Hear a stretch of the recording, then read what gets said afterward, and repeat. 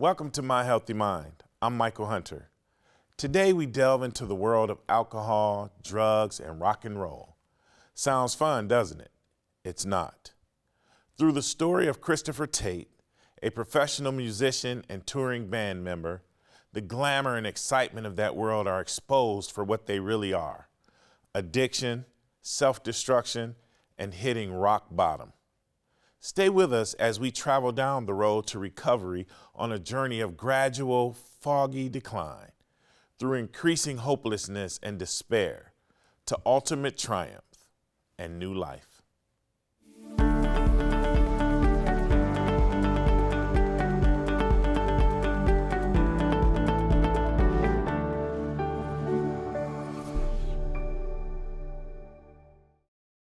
Chris Tait, welcome to My Healthy Mind. Thanks, Michael. Pleasure to be here. Wow, Chris, what a life you've lived. From a typical Midwestern boy to professional musician, quite a story arc for you. But let's start at the beginning. Will you please tell us about your childhood in Mid-America? Sure.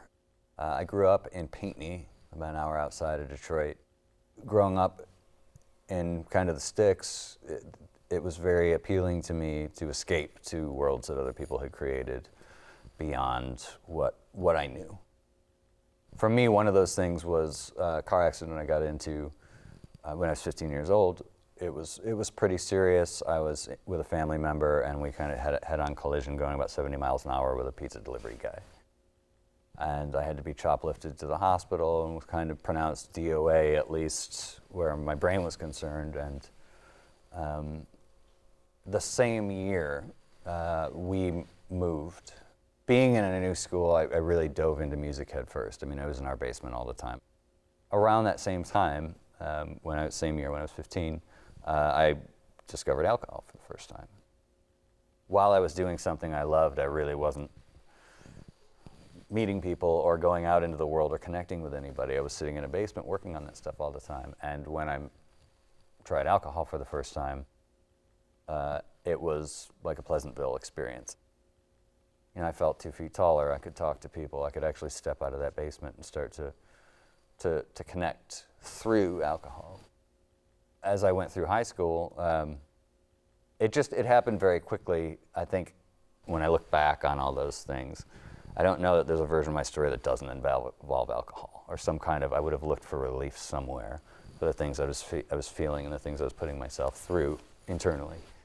And while you were using as a sophomore coming through high school, what was life like for you then? Was it a problem? Did other people see the problem? Were you able to hide it? How'd that go? I was very good at getting away with things. And for me, when I began experimenting with drugs and alcohol, it was a weekend thing, much like most people. But I think those tendencies took hold very quickly, because for me it was, okay, if it's good on the weekend, it must be better all week long. You know, to find that kind of relief from the internal struggles and the stuff that I have going on as a result of this accident and these things that have happened in my life. To the point where I remember one specific moment when I was in high school where I was drinking before school, and which was a regular occurrence. I went to pick up a friend for school on the way to school. And I used to make these road pops, which was essentially, soda and vodka or whatever was around the house, whatever I could sneak out. And I realized that I had left it at home, this mixed drink that I had made in a 20-ouncer.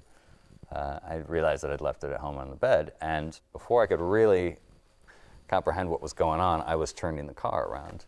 Now, whether that was because I needed it, or whether it was because I was afraid somebody was going to find it, I don't know, but it was kind of my first look into how it had a power over me.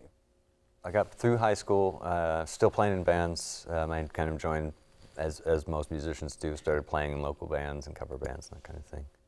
It escalated very quickly, but it kept going. So as much as I'd like to hang my hat on, rock and roll being the reason that I became the way I did, or the person that I was with regards to alcohol, that's not the case. I mean, really, before leaving high school, I couldn't really go to sleep at night without having a drink.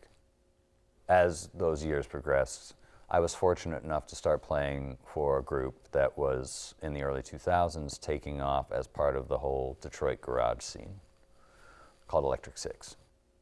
So the first year, we were doing the things that I had always dreamed of doing. In the first several years, but the first year specifically, we were playing Glastonbury and doing Lollapalooza and recording at the BBC, and being able to play shows and be able to get paid to go all over the world. It's pretty amazing when I look back on those times. I'm so grateful for so many of the things that we've gotten to do over the course of 20 years. But a lot of that stuff feels like a distant dream. I wished for these things when I was a kid. I was fortunate enough to actually experience them, and now they're kind of just, there are parts of it that are very blurry. Like most bands, unless you were at the top of the pyramid, so to speak, there is a career and there's a trajectory, and the band kind of hits something, and then sooner or later, and then peters off a little bit. And so a few years in, we had established a cult following, but we were not on charts anywhere in the world or any, it was a different kind of level of touring and performing. And I think as the trajectory of the band kind of plateaued and flatlined, my drug and alcohol use shot way up in order to almost compensate for that, I guess. Did you recognize that you were having a problem, or was it still normal to you? There was no question that I was recognizing a problem. It was undeniable, but our ability to repaint things is incredible. And I mean, I'd had multiple run-ins with the law. I hadn't had a license for quite a while.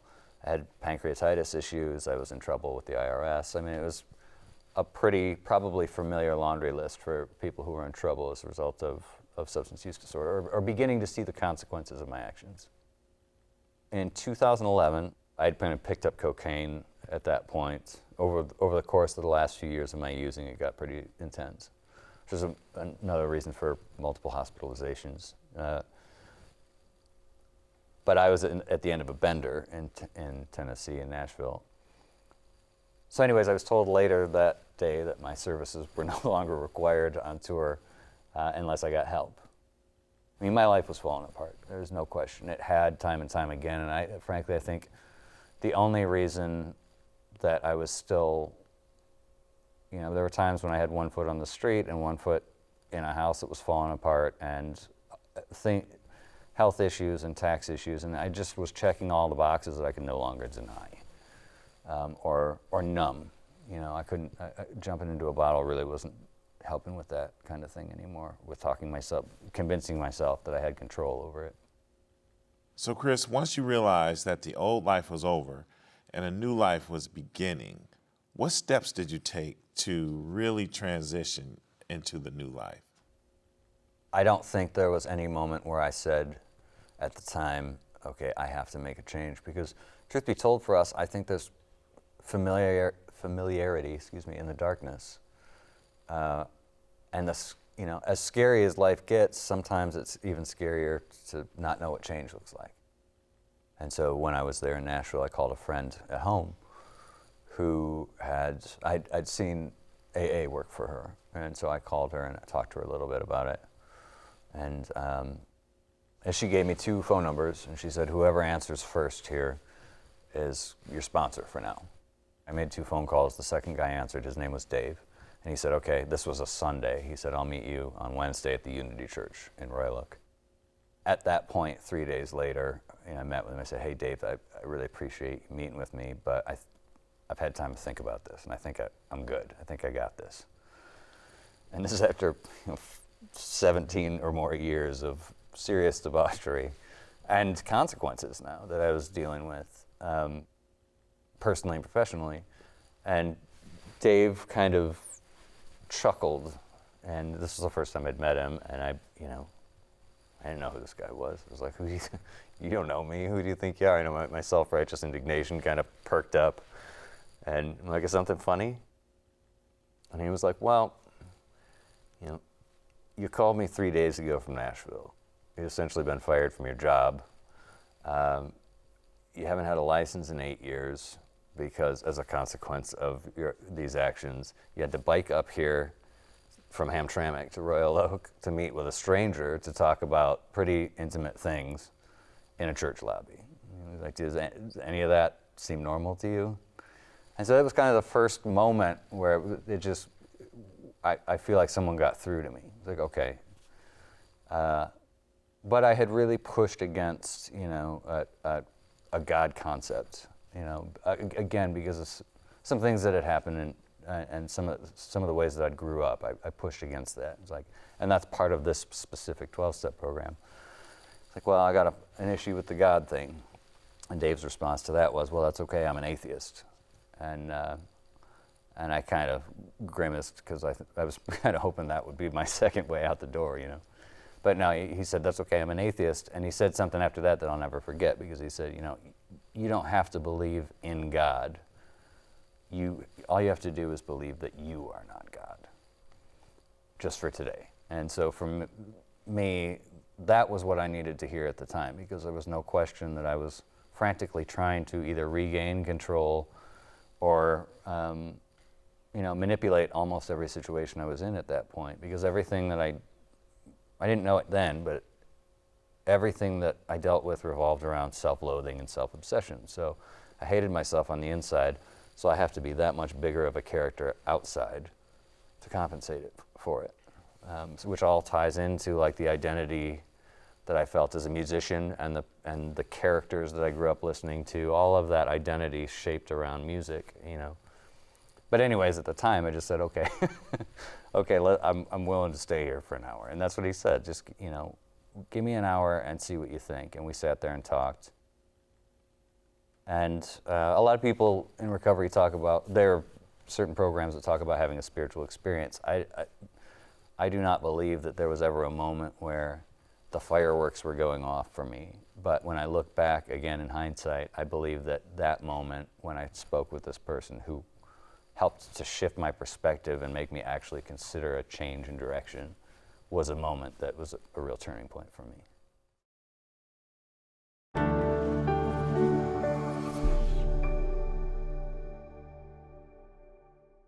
Next time you need to see a doctor, don't go to a doctor. Call Team Wellness Online. With Team Wellness Online, you can see a doctor or a therapist without waiting, usually within 24 hours. Your televisit is private and 100% secure, and you can take all the time you want. So next time you need to see a doctor or therapist, call Team Wellness Online at 888-813-TEAM to make a virtual appointment, and we'll come to you.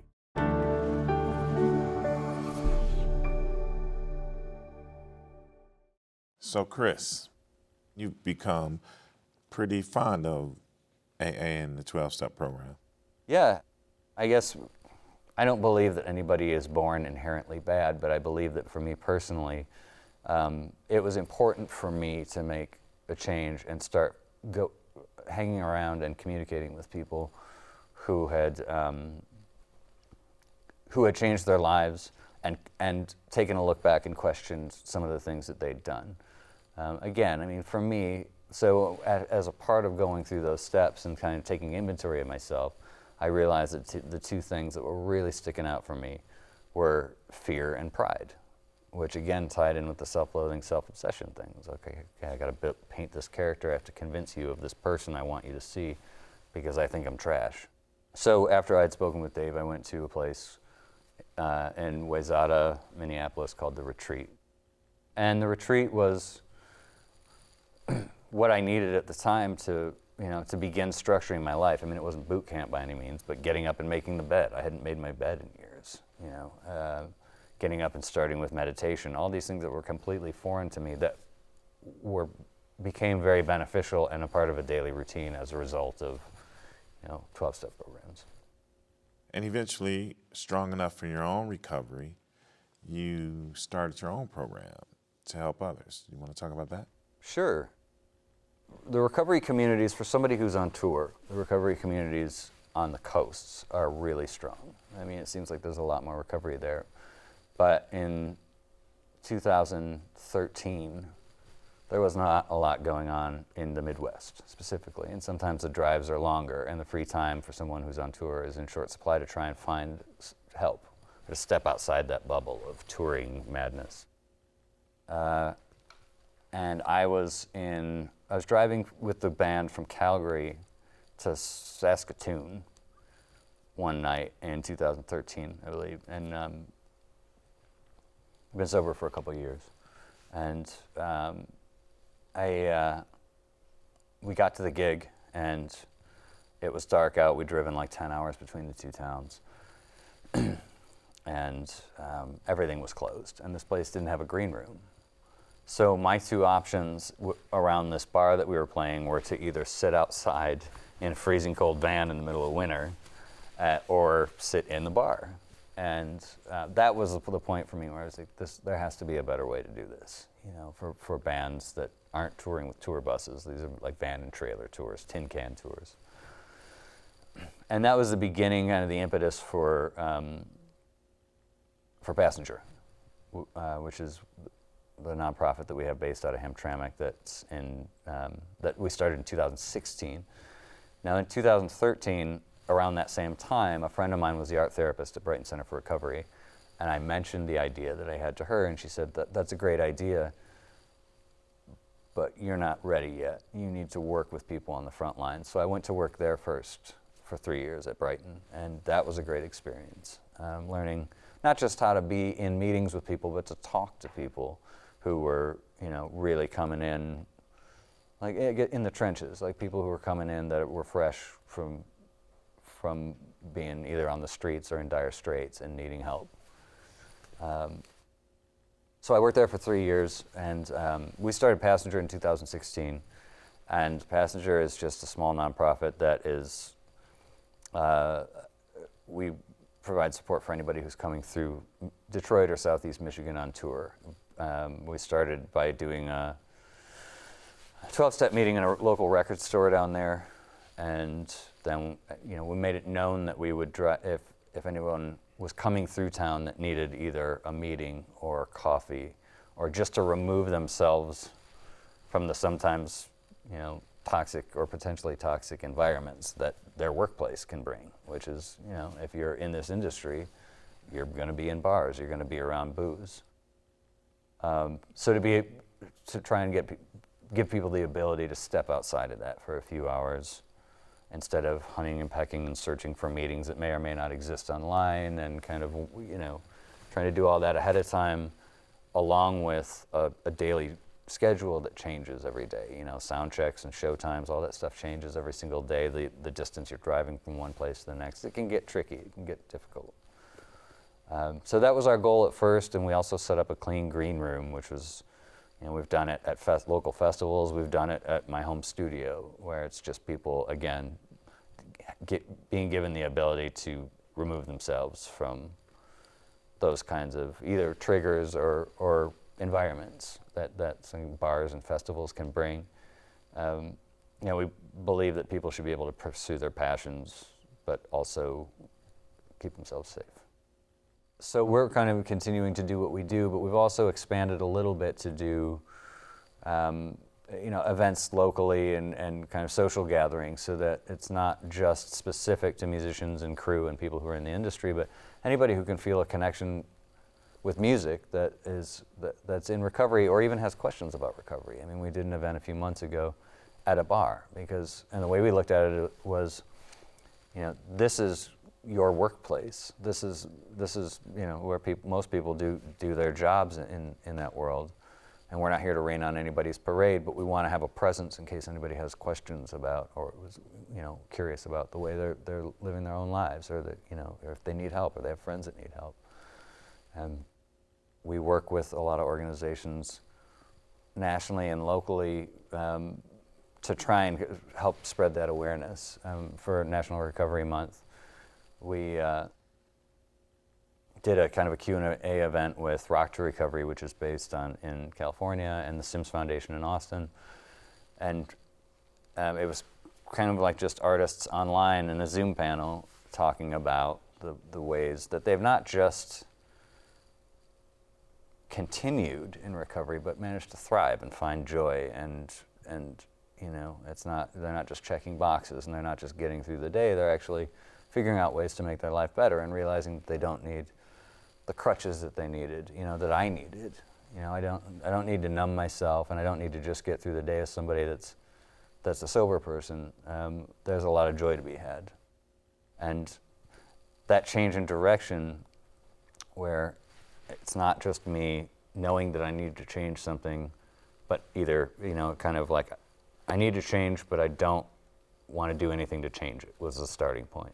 And then it was, okay, there's no question I need to change something, but I'm afraid of it. And then I learned from people who have come before me how to do it, how to get through my fear and my pride, and realize who I am. And then it becomes kind of, okay, I'm free from these things, and when they hit me and when that impulse strikes, I don't have to take a drink. I know how to face them head on. And so I'm free of that, It comes back, but I know how to deal with it now. And that's kind of where the joy and happiness begin for me. It's not just getting through the day, it's experiencing life and actually living life again. Well, Chris, you are a remarkable person. From a Midwestern boy to a person in a rock band and traveling and getting swept up in a process that almost lost you in the process. Now you're in recovery, advocacy, family, a new baby. Congratulations. Thank you. Here, let's take a look. Hi, my name's Chris, and I'm a musician and an alcoholic.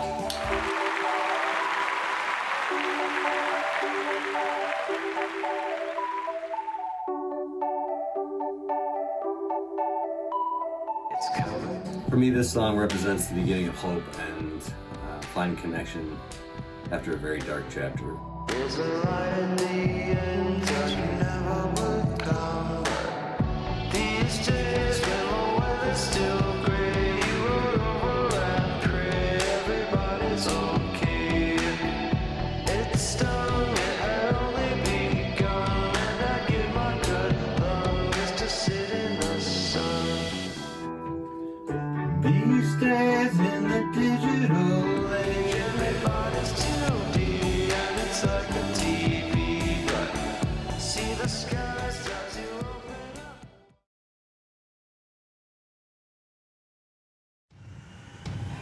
If you're having any kind of mental health crisis,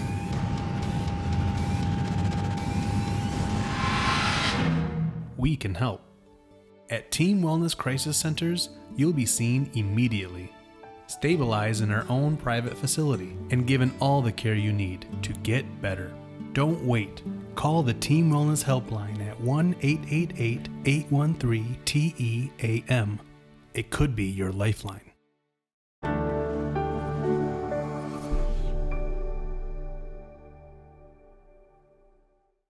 So, Chris, how do you feel about yourself today? It's like I said, there's a lot of joy and happiness. There's also life on life's terms, which is kind of a recovery cliche, but it's the truth. It used to be all highs and lows for me. I was chasing up, and then I was hitting down, and I was chasing up, and I was hitting down. And today I try to find balance in the middle and be prepared for that things are going to happen, because life is life, but also appreciate the joy instead of jumping into a bottle and trying to check out. When I look back on that night in Nashville, I don't think I consciously wanted to end my life, but I'd had so many health problems that I was sitting there looking at the clock going, what is taking so long? I mean, can you believe that? Like, that's where life was at for me, and it's just because I thought I was trash, and I'm not. And it doesn't have to be that way, and I can love myself today and do a lot of things like looking in the mirror that I couldn't do then because of the help and guidance that was given to me by reaching out. I mean, I guess the gift of desperation, some people call it. But the things that I have today, we have a little house named Tramick, and I've been married for years. We just had a baby, thank you, baby girl, and 2 pooches. And if I would, me 12 years ago, if you would have asked me about that stuff, I wouldn't have wanted it. Even in sobriety, in early sobriety, I don't think I would have wanted any of that. But when I was using, I had no interest in being accountable to anybody. And even when I was new in sobriety, I was terrified of those kinds of changes, but they happen over time, and that's not for everybody, but everybody's different. But when I look back and go, these aren't things that I wanted then, but they're definitely things that I hold closest to my heart now. That's growth, and there is no finish line to this, but the ability to grow, and I look at that as growth for myself. So I'm really proud that I'm able to love others and be accountable to them, and to love myself today, and continue the creative process, and that only comes through my recovery community.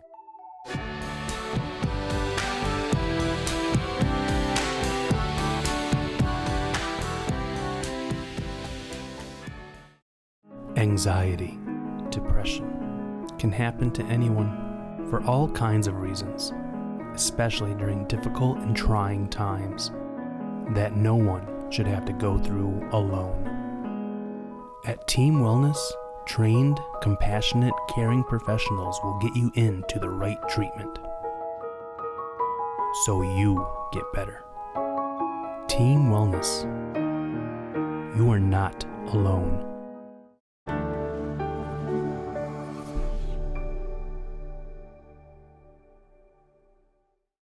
Thank you for being with us today as we delved into the seductive world of alcohol, drugs, and rock and roll, and explored new initiatives for recovery on the road.